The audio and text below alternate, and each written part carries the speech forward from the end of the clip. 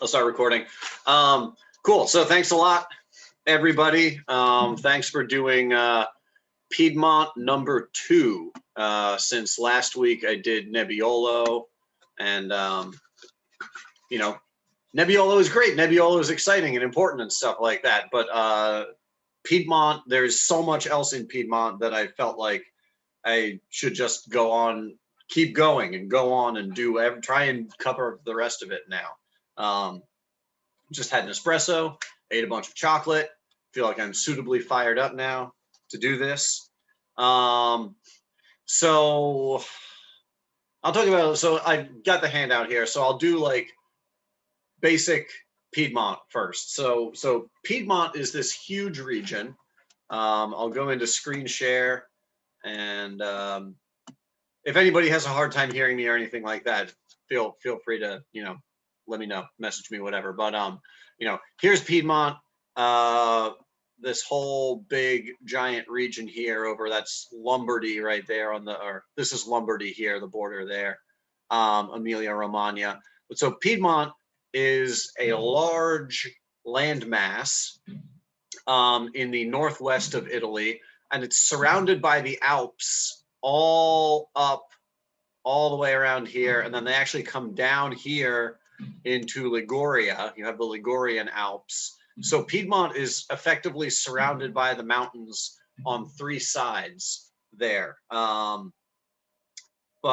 it's the second largest province of Italy. I don't know if it's I want to say it's the second largest economy in Italy.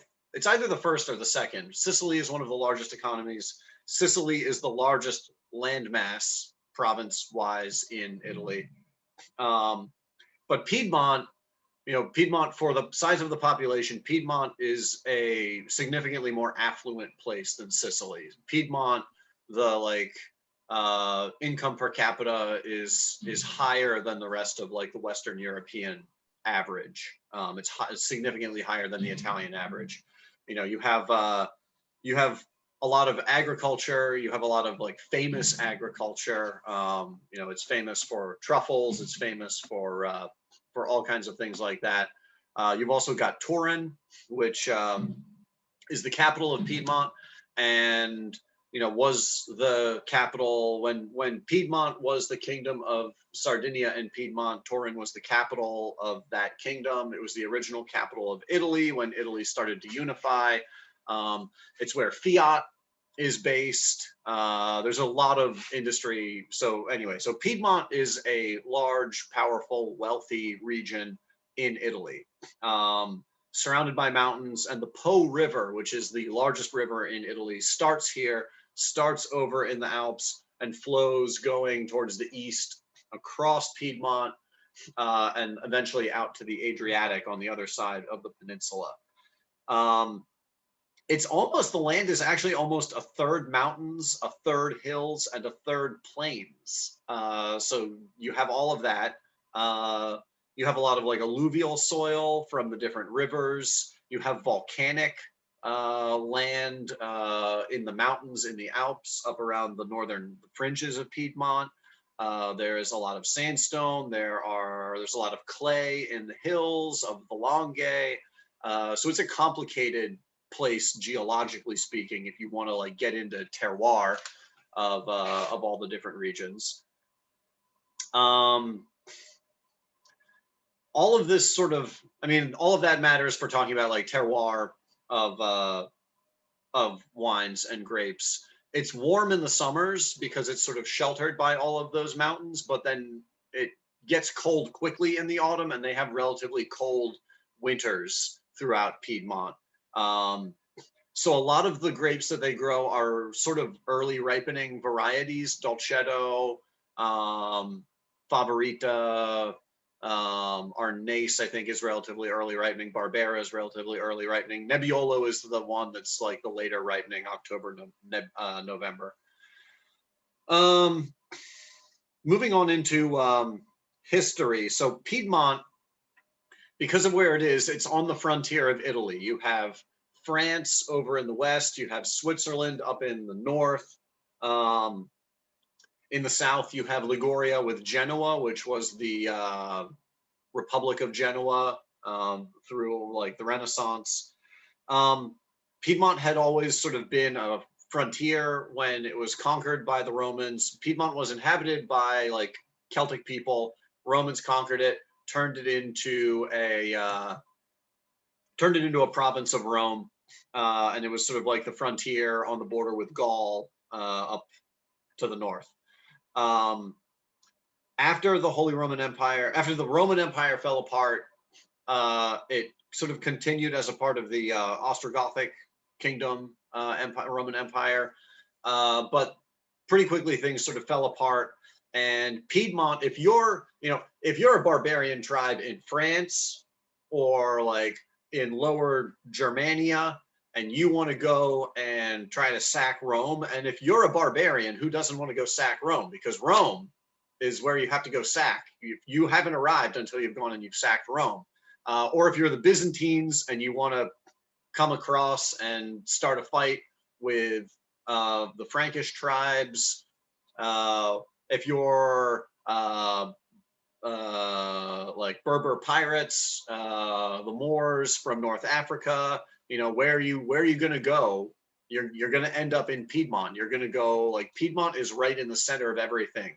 So you had all of these different kingdoms and cultures either invading Piedmont specifically to invade Piedmont, or just because Piedmont was in the way, on the way to Venice, or on the way to Rome, or on the way to Tuscany and Florence, whatever. So Piedmont just kind of constantly got invaded, all of northern Italy. Piedmont, though, in 1046 became part of Piedmont was taken over by Otto of Savoy, Otto from the House of Savoy, who was a count, ruled a county in southeastern France there. And the House of Savoy slowly started to expand and consolidate control of Piedmont. They also controlled Nice. At one point, I talked about this last week. They intermarried with basically every other noble house in Europe. They married into, the Habsburgs. They married into all the different branches of the Habsburgs. They were related to the English royal family. So they slowly accumulated different possessions. They became kings of Sicily for like a year or something like that, and then the Spanish forced them to give up Sicily and trade Sicily for Sardinia. But Sardinia counted as a kingdom because it had been recognized by the Holy Roman Empire so long ago. So the House of Savoy became the kings of Sardinia and Piedmont. And they continued to slowly expand. But because of that, Turin became a serious, like, international European capital. The House of Savoy, the Kingdom of Sardinia, Turin was an important vassal of the Holy Roman Emperor. And it elevated Turin and elevated Piedmont's status. And at this time, remember, Piedmont is still like the same country as a lot of southeastern France and a lot of parts of southern what are now Switzerland. So Piedmont, like what we think of today, that's Italy, was not really, it wasn't Italy. It was this Northern European, like, Alpine kingdom that also incorporated parts of France and parts of southern Switzerland. And the House of Savoy came from southern France originally and was very much like, because they were vassals of the Holy Roman Empire, they were really northern looking. They also, at one point, they had been vassals of the Kingdom of Burgundy. And Piedmont, before it became part of the Holy Roman Empire, it was part of the Kingdom of Burgundy. So Piedmont very much had been like Northern European looking. And I think it's, if we in America look at Piedmont as part of Italy, and as we think of Italy, we think of under the Tuscan sun, and we think of Rome, and we think of like Sicily and stuff. Piedmont, that's not Piedmont. Piedmont is very different. Piedmont is more Northern European, and Italy, I would argue, is the least culturally cohesive of all of the like large Western European countries. So all the different regions of Italy have very strong individual identities. Piedmont really in particular, because it was King Victor Emmanuel of the House of Savoy, Kingdom of Sardinia and Piedmont, who united Italy in 1861 or 1870, depending on when you sort of decide that Italy was actually united. But it was effectively Piedmont and the House of Savoy that sort of like horse traded and maneuvered and sort of like took over the rest of Italy, you know, and like was more of a European power and negotiated with the French and fought in the Crimean War and did all kinds of stuff like that. So Piedmont's still sort of like, Piedmont is kind of full of itself and is like, we're Piedmont.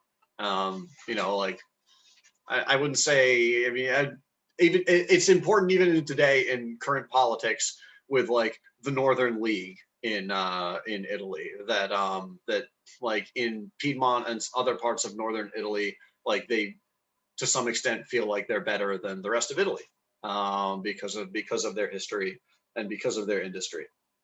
And I think that culture matters a lot when you're talking about wine, because wine is a cultural product. Wine is something that takes generations of people to make and to develop. So that's why we're getting into all of that. Piedmont also, so Piedmont has a very, very strong agricultural tradition. And this came up in a bunch of different books. I got out a lot of books over the course of this week. I've even got out this old Italian wine book from when I was living in Florence, like 21 years ago. And like, this was the book that my Italian wine teacher back in 2000 was using. Piedmont has a stronger tradition of small family producers, agriculturally and particularly in wine, than some other parts of Italy. There is industrial winemaking in Piedmont. There's large scale industrial winemaking everywhere in the world that makes wine. But Piedmont there are more small producers in Piedmont. Like a larger share of the wine that is produced by smaller families with smaller holdings. I think some of that is because of tradition. Some of that may be because it was, you know, long ago part of France and connected to Burgundy. Some of it is because of the topography. A lot of Piedmont is, basically 2/3 of Piedmont is either mountains or hills. And, you know, when you have mountains and hills, agriculture in mountains and hills ends up being smaller plots and like more manual labor. It's harder to do things in a large scale mechanical industrial way. And then also winemaking in Piedmont is pretty prestigious, thanks to it being the Kingdom of Savoy and the Turin being the capital, and like the wines there being both exposed to and exported to the rest of Europe. The nobility there being exposed to wines from the rest of Europe, from Bordeaux and from Germany and stuff like that, and the rest of and Burgundy, of course. And then also in more recent times, you have very prestigious wine producing areas that are known throughout Europe in Piedmont. Today it's Barolo and Barbaresco. Previously it was Gattinara and Brahmatera and other appellations like that. But Piedmont has been known as a producer of like great sought after wines throughout Europe for centuries already at this point. And that doesn't just benefit Barolo and Barbaresco, it also benefits the other, you know, people making wine in that general area, because you have more attention from the international market. There is more money in the wine industry. There are wine merchants like me looking for exciting wines from that area or paying attention to that area, more attention from consumers, all of that. So it's sort of that like a rising tide lifts all boats. It definitely, you know, we wouldn't drink as much Dolcetto and Barbera if it wasn't for Nebbiolo and Barbaresco and Barolo, is what I'm saying here about that. Let's start drinking wines. And as we drink wines, I will also talk about general rest of Piedmont and geology and stuff like that. So the first wine here that I'm starting off with, this is Fausto Cillario Longue Favarita. This is 100% Favarita, probably mostly 100%, as much as anything ever is. I actually just put up a video on the Devonish YouTube channel of a visit here with Fausto back in 2017, where we're walking around in the vineyards and talking about how like this is a Dolcetto vineyard, and then he's like, "Hey, un pezzo di Favarita," and then he's like, "No, we never make a vineyard of one grape. Like we always plant some other stuff. We never make a vineyard that's just one grape variety." So this is Favarita from the Longue. So the Longue is a region of hills around Alba, and it incorporates Barbaresco, Barolo, the Roero. It is a, I'll hop into screen share again and go back to this map and zoom right on in. So all this blue stuff around here counts as the Longue. So you have Barolo, you have Barbaresco right here. You have the Roero right there. So the Longue is this like larger sort of like overlapping area here that incorporates a lot of that land. Fausto is over here in the east, to the east of Barolo and Barbaresco, where it's a little bit cooler. And let's look at pictures of Fausto. There's Fausto over there, and Fausto walking around in some old Nebbiolo vines. So Favarita is a local version of Vermentino, grape variety that's also grown in France, southern France, Languedoc, and down along the Italian coast. He farms organically. This is fermented with native yeast. That doesn't matter a whole lot in terms of tasting the wine. This is done in stainless steel and cement. Mostly, yeah, pictures of dinner and hanging out. But this is, to me, this is a pretty classic Favarita. Like Favarita at its best should be like a little bit aromatic and perfumed. And I've got to say, like this is probably 100% Favarita. Everything says it's 100% Favarita, but Fausto really, like, he grows a fair amount of Moscato, and he likes including very small amounts of Moscato in a lot of his like blends. So I wouldn't be surprised if there's like a couple percent of Moscato in here just to give it a tiny bit more like aromatics. But this is classic Favarita, like bright apple blossoms, crisp.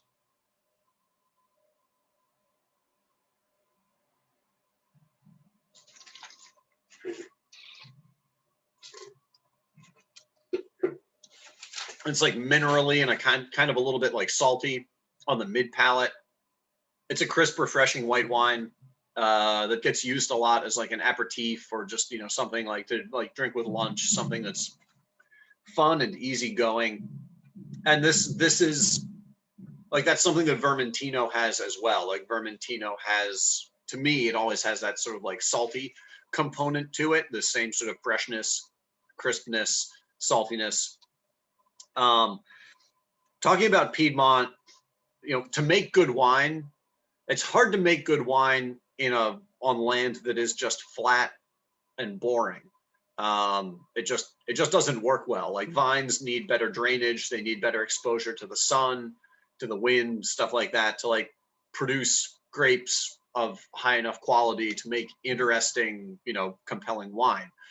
And when you're talking about hills, you know, you have a top, you have a bottom, you have a backside, you know, there's different sides of the hill that face different ways. So in Piedmont, you have Nebbiolo that needs a fair amount of sun and ripens in like October, November.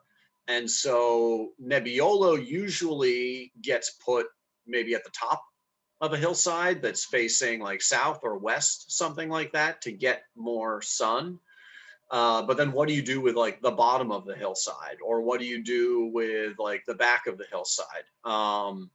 Actually thinking of that video that I just edited and put up, the vineyard that Fausto's talking about, it's this Dolcetto vineyard, and then the Favarita is planted down at the very bottom of the vineyard, the part of the vineyard that would get the least amount of sunlight. And he probably put Favarita down there because he was like down there working in the vineyard. He was like, I don't get it. It's not as sunny down here. This probably isn't as good a place to plant Dolcetto. I'll plant some Favarita down here. I've got room for another like 10 rows of vines or something. I'll stick Favarita down here because Favarita will be fine. It doesn't need as much sun as Dolcetto, which even Dolcetto doesn't need that much sun.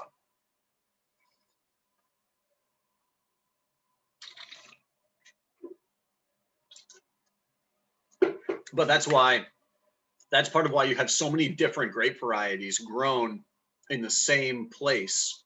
You know, you'd think that like in Barolo or Barbaresco, you would think that it would make sense to just grow Nebbiolo and just make Barolo so that you can sell it for $40 a bottle instead of growing Dolcetto and, you know, and Barbera and stuff like that. But because of how complicated the terroir, the topography is, you sort of have to grow different grape varieties in order to adapt and in order to use all of the land that there is. So, moving on to wine number 2. This is a grape variety called Baluche. Piedmont has a lot of indigenous local grape varieties. And I think that it's not that Piedmont has so many more grape varieties than like other regions. It's just that Piedmont is large enough, prosperous enough, has strong enough like food and wine culture, that all of these like less common, unknown grape varieties survived in Piedmont. Where when you talk about southern Italy, like talking about like the grape variety Malioco from Calabria, like Malioco is very rare and hard to find because like there wasn't a prestigious wine culture there. And so people making wine in Calabria, there was a lot of, if they wanted to grow grapes and make wine, they had to make wine that the market wanted. And that meant, you know, like planting something that's very productive like Nero d'Avola, or like planting Merlot or Cabernet or Chardonnay or something like that, and like making inexpensive wines for export. Nobody wanted, you know, the lower yielding, more serious concentrated Malioco, so a lot of it got ripped out. Whereas in Piedmont, Piedmont is like a large, wealthy, prosperous place, and people wanted to keep their local, you know, with a population that wanted to keep and support its local grape varieties. Hence, you still have things like Baluche di Castanole, which is from up in the pre-Alpine sort of part of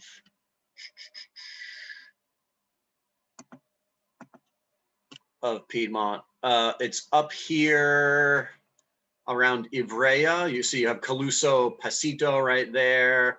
So you have Caluso, Baluche di Caluso is grown up around here, around Carema. So up here, this is more like where down in around here in the Longue and stuff, you have more like clay and sandstone. This is where you get into more like leftover material from glaciers and more like sandstone and volcanic material and stuff like that left over from the formation of the Alps up there. This here is stuff about Czech, the producer of this. They actually, so, oh, right. Baluche is a grape variety that it's aromatic, It's pretty smelling. Like it has a stronger aroma than the Favarita, but it has a fair amount of acidity, and it does a good job of preserving that acidity as the grapes ripen. Which makes it a good grape for making sparkling wine, or for the acidity, or because it's aromatic, it also makes it a good wine for making like fortified sweet wines. So Baluche gets used for all of that. Oh yeah, and it says right here, moraine gravel soils. Moraine is like leftover stuff from a glacier. So this is here sort of in the foothills of the Alps, 320 meters above sea level. Vines that are trained up on pergolas because it is sort of damp and foggy.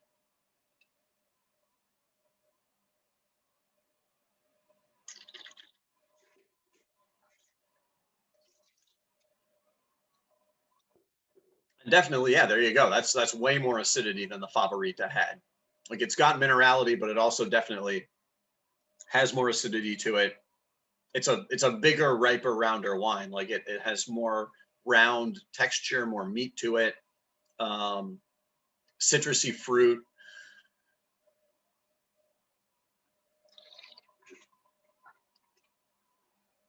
I love white wines like this that are both salty and acidic at the same time, that have that like salty sour juxtaposition.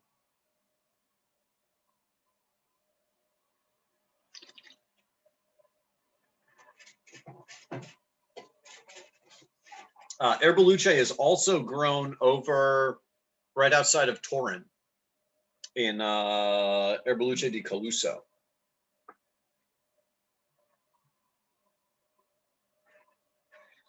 This is another, so now wine number 3, this is another wine from Fausto Cellario. This is Grignolino. And I mean, I guess you all can see this at home because you're pouring this, but the color of this wine, it's a pretty pale, clear red wine. Greniolino is an interesting grape variety.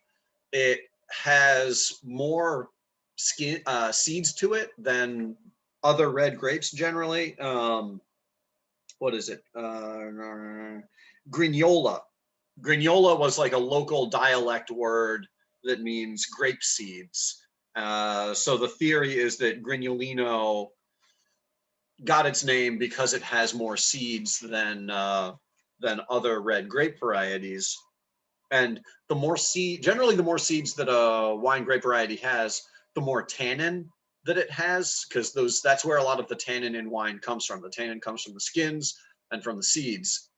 So Grignolino, even though it doesn't have like really big, rich fruit flavors, even though it doesn't have really deep red color to the skins, Grignolino makes wines that have a fair amount of tannin.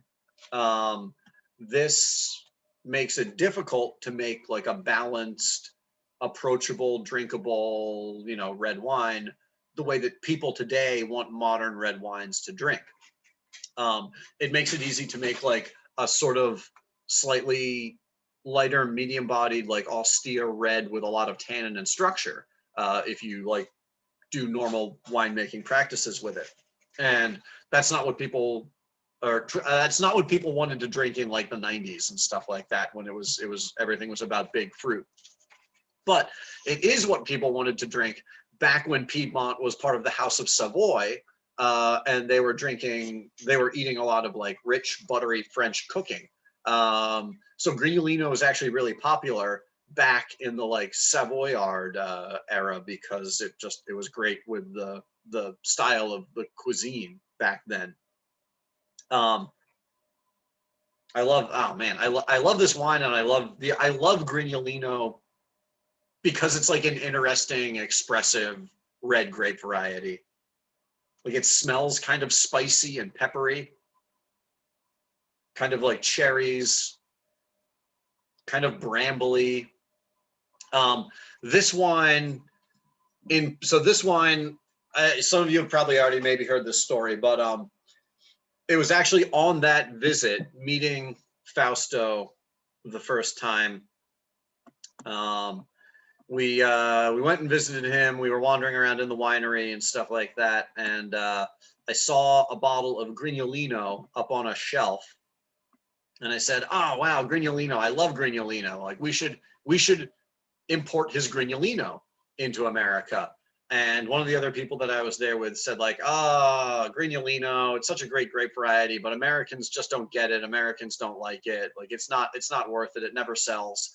And I was like, no, we should, like, this is our job as professional wine people. We should be introducing, America consumers to, new exciting things and stuff. And over the course of the dinner, I didn't let it drop. And we just kept drinking more and more wine. And then we started drinking his grape di Sfuso and stuff like that. And by the end of the meal, I'd gotten everybody really drunk. And we took one of these empty A Bianco bottles here and opened the bottle of Grignolino from the shelf and dumped the Grignolino into this empty A Bianco bottle. And we were like, yes, A Grigno, we'll make a wine called A Grigno and we'll import it. And we'll sell Grignolino to the masses and spread the gospel of Grignolino. And we did. And so now I get liter bottles of Grignolino from Fausto.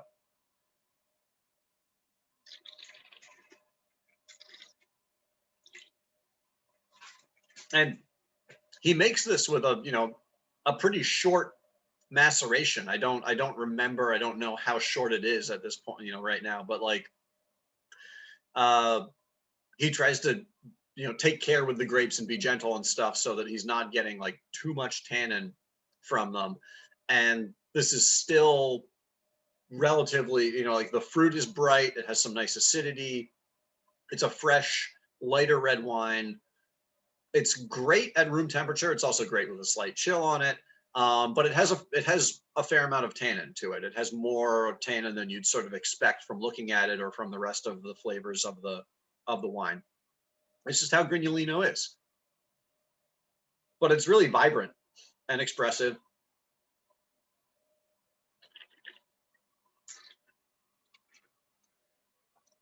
Nice sort of tart cherry fruit. And then you get that like dark black sort of tannin, slightly grippy on the finish.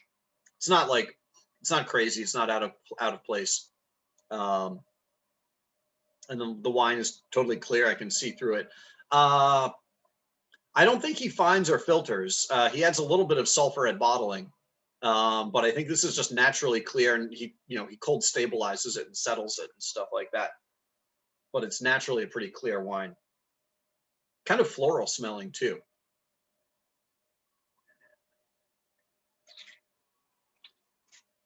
Like roses.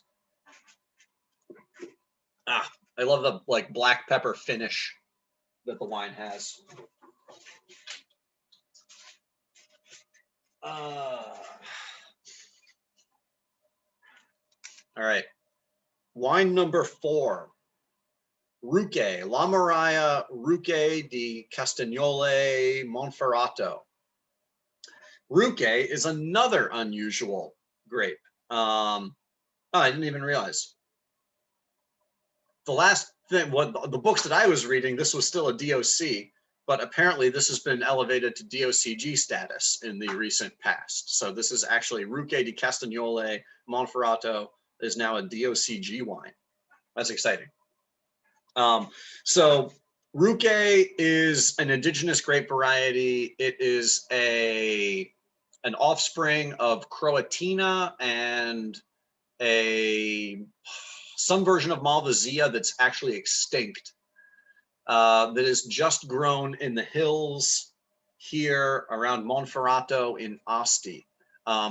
Asti is a wine region of hills sort of to like the northeast of Alba, that produces a lot of wine. It produces the very famous Asti right up here. So you're down here in like the Langhe, and then you just go up here to the northeast, and you get into Moscato d'Asti, Barchetto d'Acqui there, Barbera del Monferrato. So this is where Asti, the famous sparkling wine, is from. So there's a lot of winemaking. They produce a lot of wine here. It's less hilly. This is like lower sort of rolling hills. I think probably more of the exciting winemaking happens when you get into the hills down here and over here. But it generally is like a little bit cooler. The wines from here are usually regarded as being like a little bit lighter, a little bit fresher than the wines from down here in the Alba and Langhe area. La Mariah is a tiny, tiny little family winery that's actually in the old Castagnole Monferrato castle. It's in, I forget how old the cellar is. The cellar is several centuries old. They make wine down, Eugenio Gotti makes wine down here in the cellar of the castle of Castagnole del Monferrato. I don't know how many people there are making Ruque, but it's not a lot. This is the only, as far as I know, I think this is the only like actual appellation that allows Ruque. It's only grown here in this area, in these hills. It has slowly been, there are slowly more and more acres of it planted. It's still a very rare thing that you barely ever see, but there's slowly more and more of it there.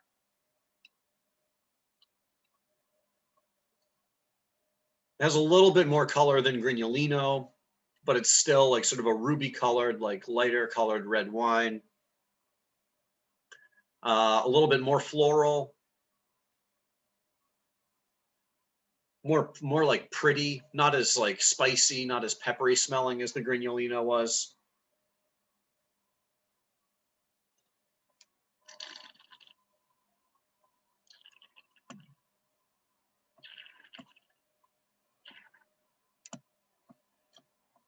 But it does, where I thought I had, does have some spice on the finish. It's a little bit like blood orangey to me. And partially I say that because Eugenio Gotti also makes a vermouth from Ruque, or an aromatized Ruque, which has a real serious sort of like blood orange thing to it. So he makes 12,000 bottles a year, so like about 1,000 cases ish of this.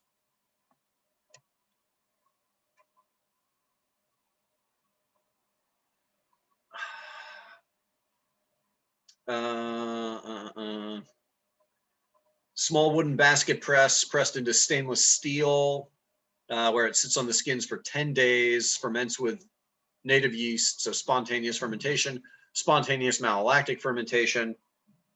Then it's aged in cement for 3 months, and then in the bottle for 4 months.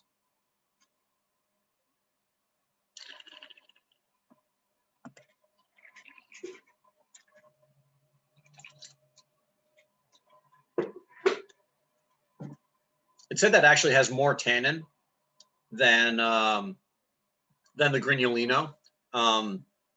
Some of that could partially be winemaking, that this was pressed with a wooden basket press, you know, which is like that upright, all those wooden staves with hoops of metal holding them together, and then you just have like a big wheel on a screw that you can press down into the mass of grapes to squeeze the juice out.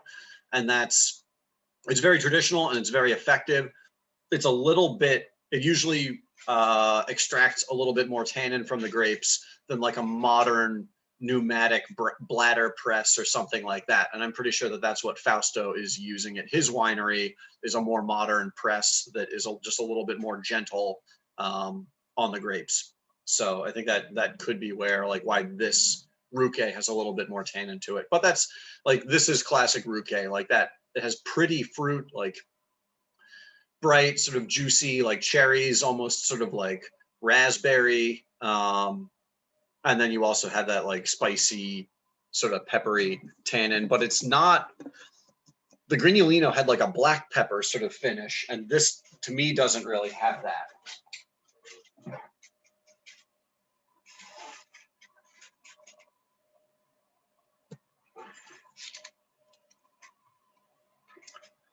Wine number 5 is a Dolcetto, and it might almost it's almost sort of weird. Like if I was doing like a classic Dolcetto, I should have done this probably before maybe the Ruque and the Grignolino. Like Fausto Cillario is actually kind of famous for his Dolcetto. And if we were doing his Dolcetto, I would have done that earlier on in the lineup. But I'm obsessed with this wine right now. And this is just a good thing to talk about and like take some lessons about Piedmont from. So last week we did the Castiglione di Folletto Cru Barolo from Rocca Viberti here, from Claudio Viberti. So this is Claudio Viberti's Dolcetto, Vigna Malera. So this is Dolcetto, but this is Dolcetto from Barolo. It's Dolcetto from a Barolo producer. It's not just Dolcetto from a Barolo producer. This is actually Dolcetto grapes grown in the very center of the Brico Boscis Cru Barolo vineyard.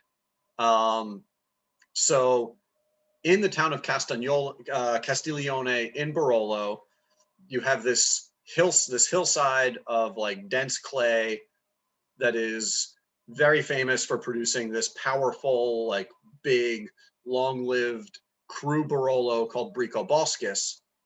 Right in the center of that hillside, it's not just Nebbiolo. There are some other things planted in there. Right in the center of that hillside, there's a 1-acre parcel of Dolcetto that Claudio owns, and it's named the Vigna Malera parcel. So this is Dolcetto from a steep, exposed, windy hillside that faces sort of south-southeast.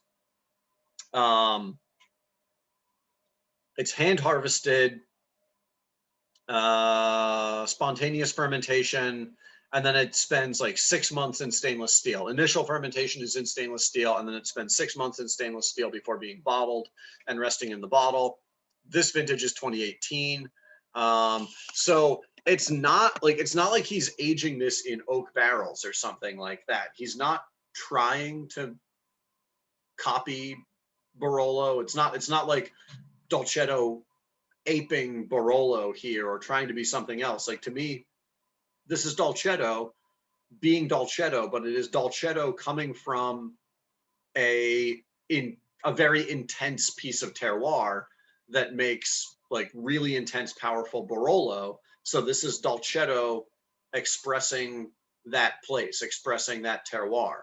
And I have no idea why there's Dolcetto planted in this part of the vineyard. I know at the very bottom of the vineyard, there's some Barbera planted, which sort of makes sense because the bottom part of a hillside always gets less sun and it's less valuable for producing something like Nebbiolo.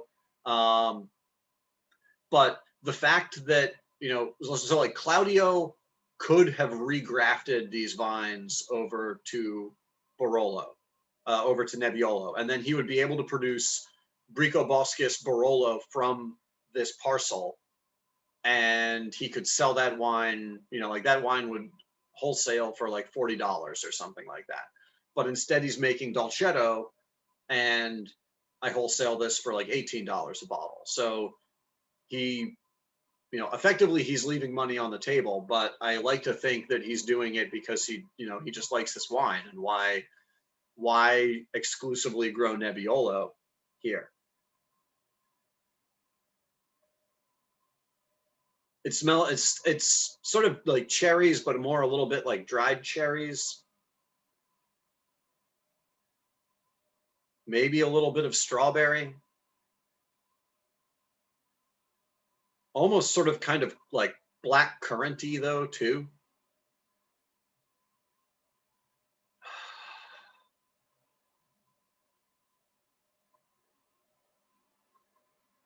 A little bit like peppery. a little bit like wild, like aromatic spice, like rosemary or something like that.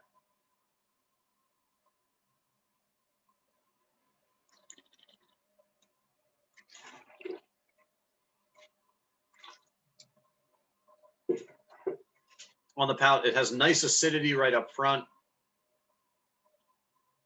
and then sort of like bright tart fruit, which is very classic Dolcetto. But then you have like, this has definitely got more tannin than Dolcetto usually has. Like the finish of this is more like structured and dry and gritty, and that's unusual for Dolcetto. Dolcetto is usually made to be a lot like fresher and easier drinking. And this, I think, is just, it's more tannic and concentrated. And to me, this is a very like layered, complex, intellectual red wine. It's not big and heavy, but there's a lot going on here, and it has intensity. It has a lot of like focus, and it gets my attention when I'm drinking it. I have a hard time imagining just drinking this wine and not paying attention to it. Like there's a lot happening here. The flavors are interesting.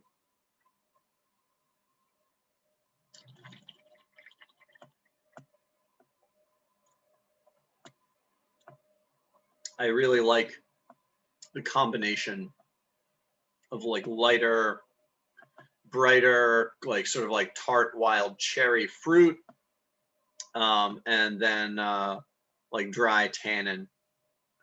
So that's Claudio. That's his father. I think all of these two pictures are both, I think, the Castiglione di Folletto vineyard, not what we're drinking right now, not the Bricoboscis. But yeah, fermented in stainless steel tanks, 6 months, and then 6 months. Aged in stainless steel. Yeah, southwest exposure, 250 meters above sea level, which are perfect for Nebbiolo.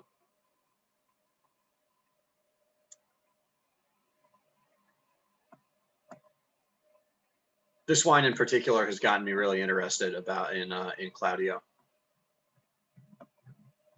and why he's doing what he's doing. Michael asks what Vigna Malera refers to. I don't know, actually. It's something actually I was meaning to look up and try and figure out like what specifically, like whether there's any obvious clear meaning to the name. But it's the specific name of this little plot of vines here.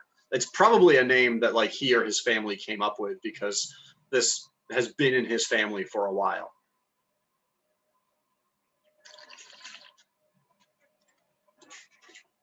Yeah, there's a saltiness to it as well. Again, like I was saying with like the Baluche, I really appreciate wines that have both like acidity, like this does up front, and then like saltiness here on the mid palate that sort of like offsets the tannin and stuff. Yeah.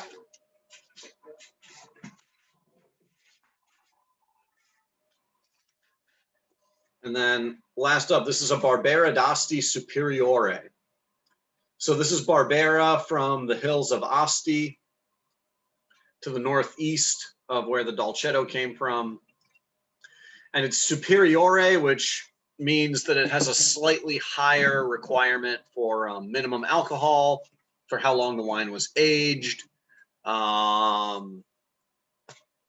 It's a DOCG, like the Ruque was. 2018 is the vintage of this.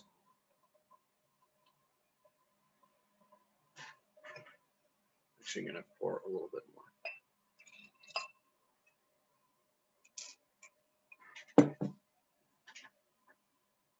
I'm also just going to throw it out there now. I don't know that there is any of the Dolcetto actually available. What do I have? I think that vintage is sold out.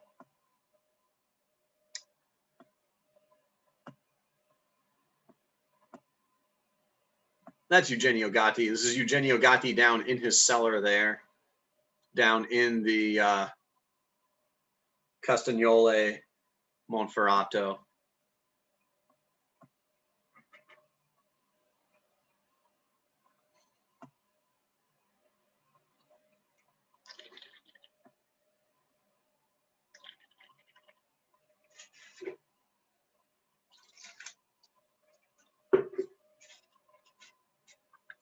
$6,000 bottles, so approximately like 500 cases of this produced. It's a single vineyard at 250 meters above sea level. It's a very high density vineyard planted in 1972 with southwest exposure. Calcareous red clay soils. Those are also common in parts of the Langhe Hills. They sort of slow down the ripening of the grapes and produce like more like ripe, lush, fruit-driven wines usually.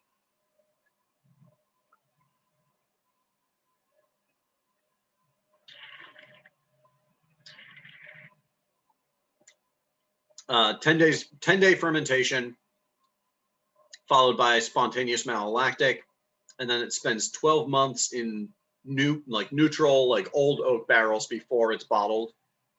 So that there's been a lot of, there was in like the 90s, a lot of experimentation with putting Barbera in new oak barrels and like adding, that like sweet oak vanillin flavor to it. So this is not that. This is old used neutral oak barrels that just let the wine breathe and mature, but not really add flavor to it, which is good because Barbera is a relatively high acid red grape variety, and spending a year in oak in wood helps soften that and helps take the edge off of those acids. To me, this is like a classic Barbera aroma. It's like pretty sort of aromatic, perfumey, sort of like roses, cherries, cranberries, like tart, like little red berries, juicy smelling.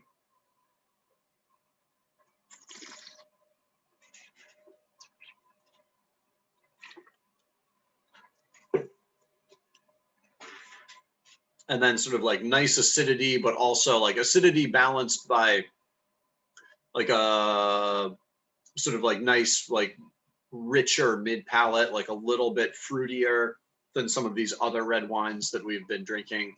And then the tannins, like it has good tannins to it, but the tannins aren't as big a part of the wine, as big a part of the structure as the Grignolino or the Ruque were. Certainly less than, if we were drinking a Nebbiolo.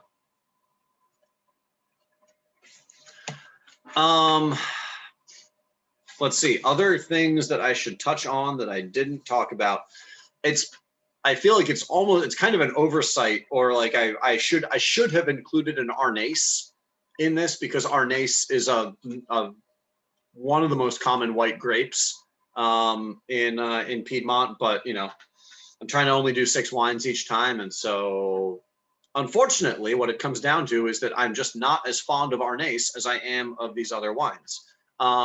Arnaise generally is sort of like, it makes wines that are like lush, medium bodied, a little bit low in acid usually. They can be really nice, like expressive, slightly perfumed, like slightly minerally, like really nice wines. Arnaise just usually doesn't have a whole lot of acidity to it. It also sometimes, and this is, it's not a thing for tasting, but in growing it, pretty sure I've read a bunch of different places that it can be a little bit difficult. Like it has kind of sort of thin skins, and it's a little bit susceptible to mildew and things like that. A little bit difficult to grow. But Arnaise is another indigenous grape from the Langhe, particularly from the Roero, which are these hills in the like Alba, right across the Tanaro River. So you find Arnase like all over down in here, but really primarily right on the other side of the Tanaro, and the Tanaro is this little line, I believe, going right through there. So you have a lot of like the Roero right there is like classic Arnase homeland, because the Roero has more like sandy soils and is slightly lower elevation than Barolo and Barbaresco, and it just seems to be a good, convenient place to grow it. Another great variety, Bonarda. Bonarda is another red grape variety that is sort of like medium-bodied, juicy, but also kind of spicy. That's grown more in sort of the north in those pre-alpine foothills up north, also over in Lombardy in Oltreppo Pavese. But you run into Bonarda around. Is there anything else here? We sort of talked about Gattinara and Bramatera last week. There's also Carema up there, and Boca is another. It's a group of 4 different DOCGs that are up in those pre-alpine foothills. So like across the Po Valley from the Langhe, Alba, Asti, all of that. Up there in the foothills where they grow Nebbiolo. They call it Spana.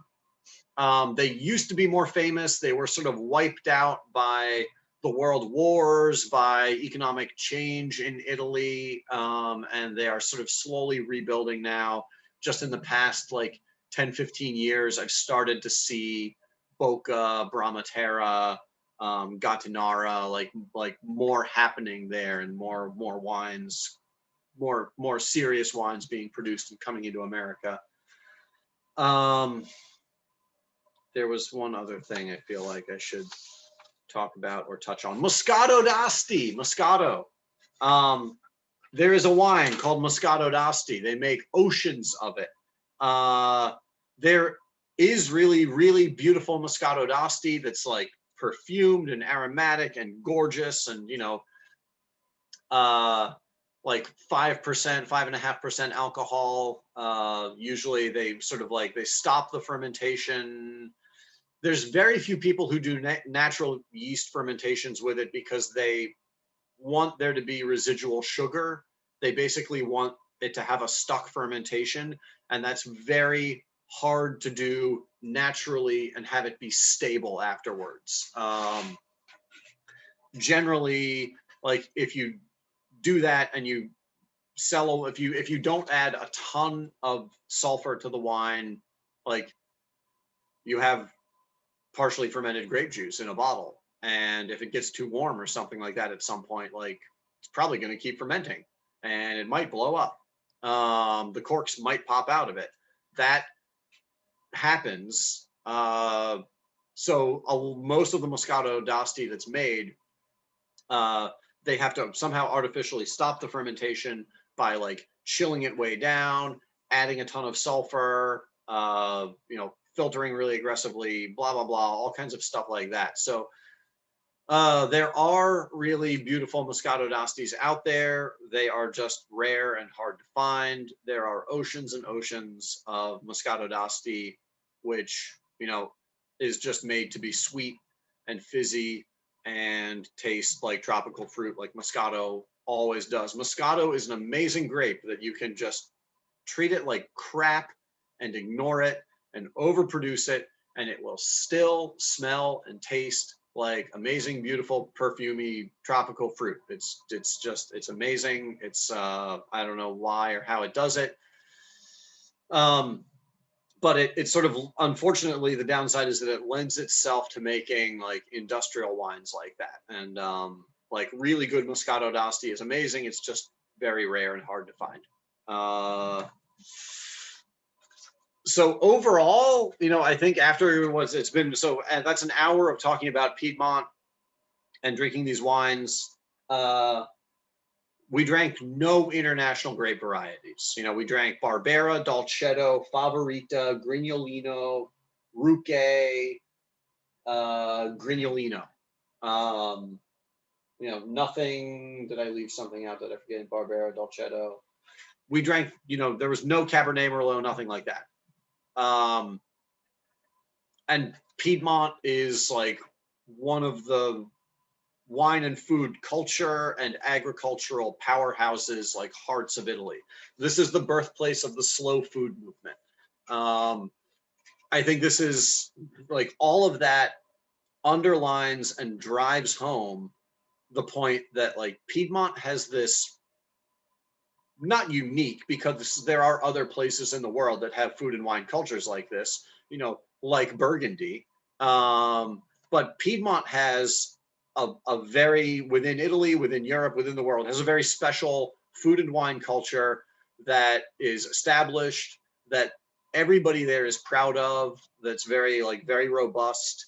And because of that, like, they produce a lot of really cool, unique, like authentic, expressive, not just wines, but foods and products and stuff from Piedmont, and from all the different subregions within Piedmont. So this is, you know, you know, if you're trying to understand Italy, Piedmont is one of the most important, like, biggest parts of Italy that you have to like dive into and get your head around, along with Tuscany, along with Sicily. So I think that's it. I hope that was helpful. Obviously it's impossible to like completely totally cover like everything in a place that's as big and complicated as Piedmont in a seminar like that, but I hope that's a good, useful overview of all of this. Thank you very much, everybody. Thanks for watching and tasting all of these wines with me. I don't even remember what I said I was going to do next week. Was it the Rhone? Maybe it was the Rhone Valley. Yeah, okay, great. Yeah, right, the email newsletter I sent out this week, I just got this Cornos producer with a whole lot of like cool, wacky things, and I actually have a bunch of interesting things on hand from Eric Texier. So next week's going to be fun because it'll be interesting to do the Rhone Valley, because the Rhone Valley is a huge place that's complicated. So thanks a lot. Have a great afternoon, and I will see you all later. Bye.